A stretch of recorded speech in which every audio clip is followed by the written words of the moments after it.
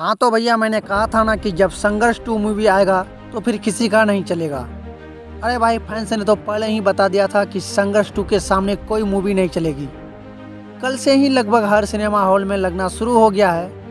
अब आप लोग एक बार दर्शकों को देखिए, सिनेमा हॉल के बाहर टिकटों के लिए खड़ा है और सबसे बड़ा मास्टरमाइंड गेम खेल बैठा प्रोड्यूसर, डायरेक्टर और खुद खेसारी लाल यादव जी। 20 अक्टूबर को संघर्ष 2 को थिएटर में लगाया गया और 19 अक्टूबर को ही पटना पीएम मॉल में एक जोरदार एंट्री के साथ फिल्म का प्रमोशन किया, जिसमें लाखों लोगों से ज़्यादा भीड़ इकट्ठा किया गया। इतना ही नहीं, खेसारी लाल यादव खुद अपने टीम के साथ पटना बिना हॉल में अपना ऑडियंस के साथ फिल्म का मजा लेने लगे। और आप लोग को बता दूं कि जब खेसारी लाल यादव जी बिना हॉल में प्रवेश करने ही वाले थे, तब लोगों ने पूरी तरह से घेर लिया था और आप देख पा रहे हैं कि लोगों का भीड़ ही बता दिया कि संघर्ष 2 मूवी सुपर डुपर हिट है।